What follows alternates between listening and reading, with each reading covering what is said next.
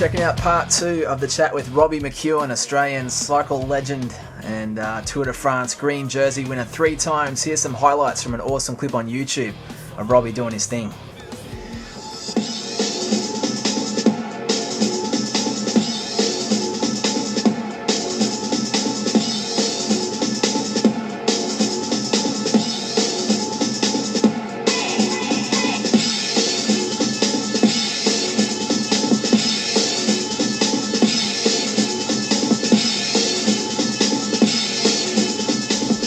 So it's a great clip. Make sure you check out the whole thing if you get a chance. But unbelievable speeds these guys do on bikes. But back to the chat. Here's part 2 with Robbie. So if you're talking to young kids out there that maybe wanted to follow in steps like you, I mean, you've made a pretty good career out of it, you know, in all ways. What advice would you have for them, for young guys out there that want to be a cycling champion? I reckon to start, just enjoy it. Just get out there and have fun. I mean, if it's not fun, then you're not going to be doing it very well anyway. So get out and just have fun with your mates and get out riding and just take it step by step. Don't want too much at once. Just go through each step at a time and keep trying to build up slowly but steadily. And I'd probably say that the biggest message, and this is probably for all kids in any sport, or even if they don't do sport, whether it be performance enhancing or party or otherwise, just don't do drugs. Don't even look at them. That's something that's sort of close to me, because I mean, I've got little kids myself, and I see a lot of kids coming through, and professional athletes are an example for kids. And I mean, cycling, as everybody knows, had a bad rep over the last few years, and I mean, 99.9% of us are trying to do the right thing and give cycling the right image that it deserves, and you've just got a couple of clowns. That's all that's needed to really ruin the image for everybody. So and sometimes these guys might make people think, well, that's the way you have to do it, you can't do it without, because that's what these idiots are saying, but you can.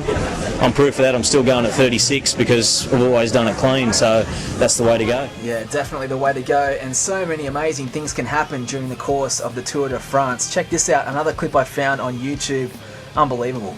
Race leader Robbie McEwen wasn't out of trouble even after he'd finished. On the way back to the team bus, he had the indignity of being attacked by souvenir hunters, or possibly very young eBay merchants who were after his bottle. Well, Robbie's quick to lose his at the best of times and gave them a lesson in manners by taking it back off the chief culprit and handing it to a more respectful young fan in front of him. Not so sure about the English lesson he gave them though.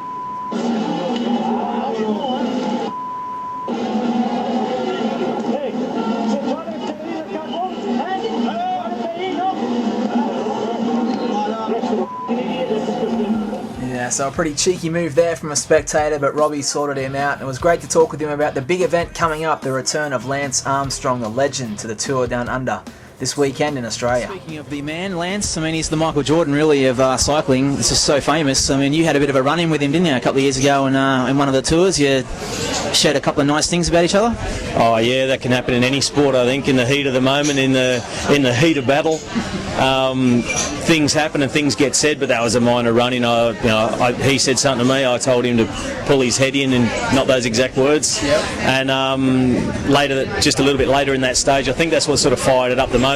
A little bit later in that stage, he was actually involved in a crash and lost some time, so he was absolutely filthy.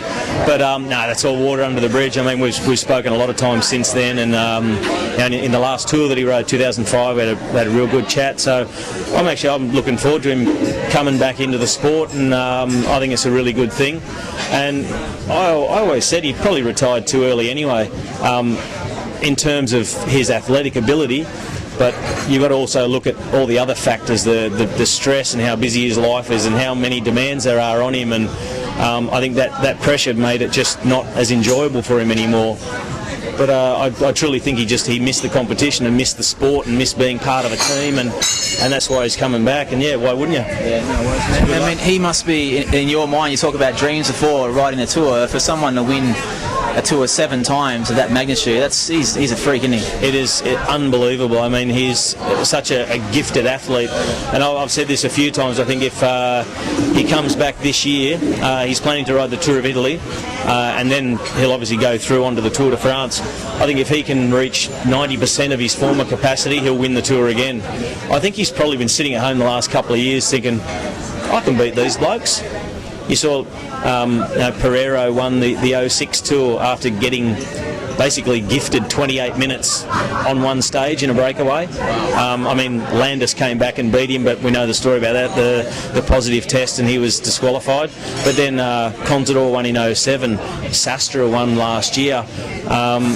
I think Lance is probably thinking, well, why not? I can still beat these guys, and I believe that he can. So, he's got nothing left to prove, but I think he just loves it.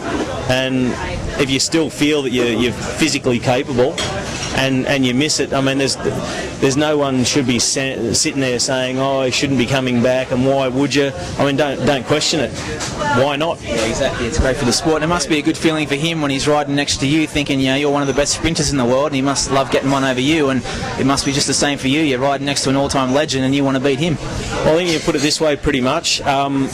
He's not going to beat me in a sprint, just like I'm not going to beat him uphill or in a time trial. It's sort of horses for courses. He's a time trialist, climber, rides for the overall classification.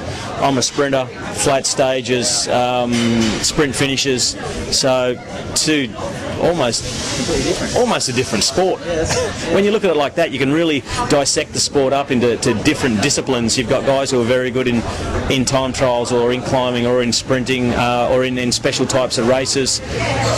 Even some of we call them the cobbled classics, racing on the old cobbled roads of Northern Europe, and it takes a special type of rider to win those type of races. And you could take a Tour de France winner and he's just not going to win those races because he's just not suited to it. So that's what makes it such a good sport. You've got all these guys in the one bunch with so many different capabilities, and on any given day, everybody gets a chance to win with all different courses. And I think that's a nice thing about cycling. It's not, say, like a swimming pool or a athletics track or whatever that's always the same terrain. You've got all sorts of different terrains and places and weather conditions and everything that suits everybody. So that must just kill you then when you're in the Tour and you're going really well in the sprints, and all of a sudden you get to the Pyrenees, and do you just cry at night or what? No, I haven't got the energy to. I'm that dehydrated, it's just dust coming out. No, I get down in the mountains and it's just, basically for a sprinter, I'll put it this way, if you pull a hammy and take a day off or not? No. You want to take a day off, then you're home, that's it. And I've ridden 11 tours and I've finished 10 of them. The one I didn't finish, I had a knee injury and I tried to push on through it for another week or 8 days, and it just absolutely blew up.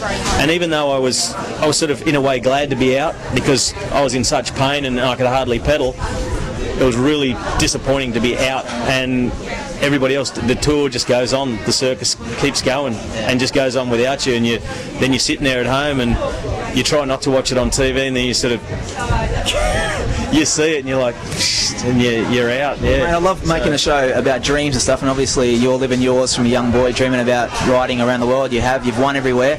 Anything else you want to do, other big dreams in your life?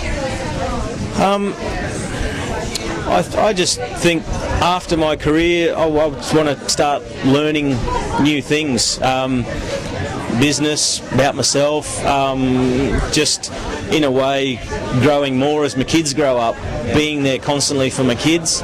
It'll be like starting a new life because I won't have that nomadic living out of a suitcase hotel to hotel, and then for a week or 2 weeks at a time back home where I actually live over there.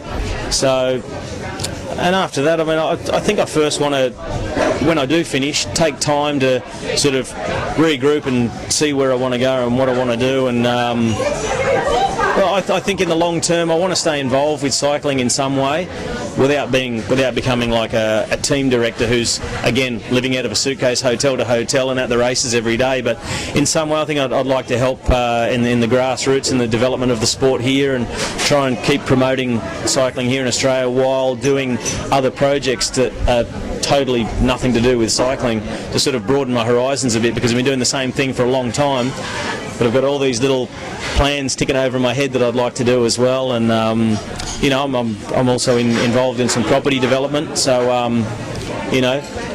people out there watching the show, you see something built by Condev, buy it. And mate, we started with Mulga Bill, the famous poem about cycling. How much can you recite of that? Do you remember the first verse at least? It was Mulga Bill from Eaglehawk. That's about as much as I remember. Is that all you got? It's pretty much, yeah. I'll have to read it again. Mate, good to talk to you, and all the best for everything. At least I knew where he was from. There you go.